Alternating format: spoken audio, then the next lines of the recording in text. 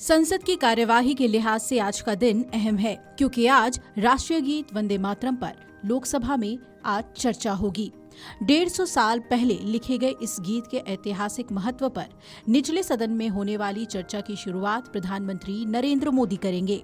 वहीं राज्यसभा में इस पर मंगलवार को चर्चा होगी, जिसकी शुरुआत केंद्रीय गृह मंत्री अमित शाह करेंगे।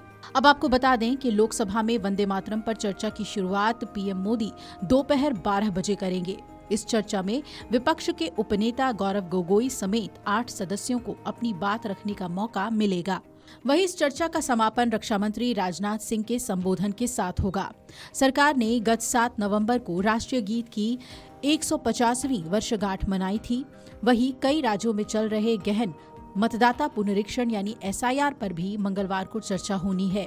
पीएम मोदी ने हाल ही में कहा था कि 1937 में वंदे मातरम के टुकड़े किए गए थे। वंदे मातरम के इस विभाजन ने बीज बो दिए थे।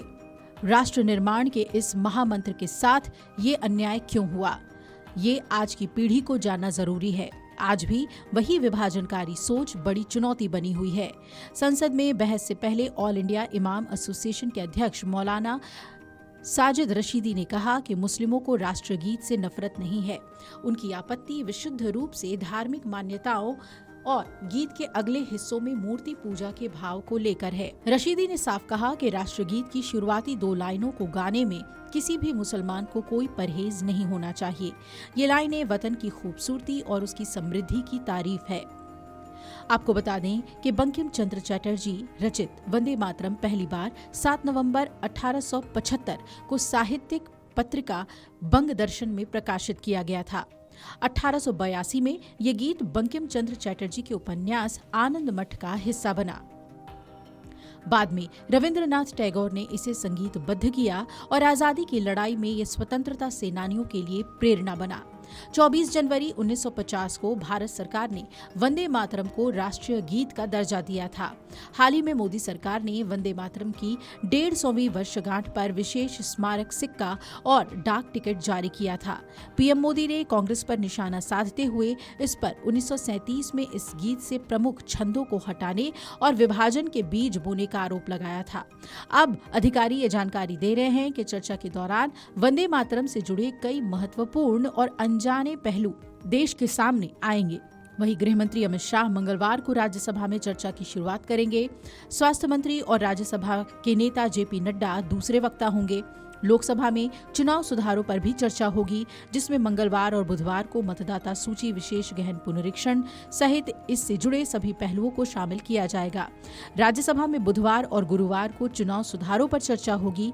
1 दिसंबर से शुरू हुए शीतकालीन सत्र के पहले 2 दिनों की कार्यवाही एसआईआर पर विपक्षी दलों के हंगामे के कारण बाधित रही थी।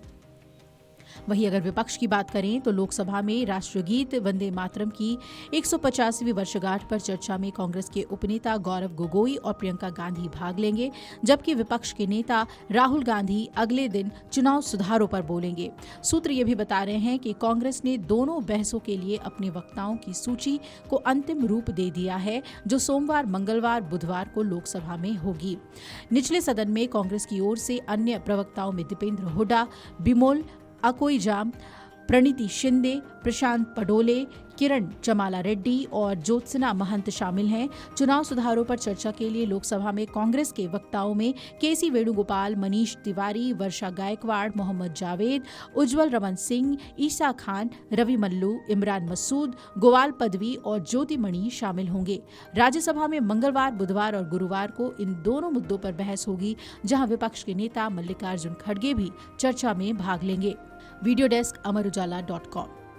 अगर आप ये वीडियो YouTube पर देख रहे हैं तो हमारे चैनल को सब्सक्राइब कर बेल आइकन दबाएं और Facebook पर देख रहे हैं तो हमारे पेज को लाइक करें।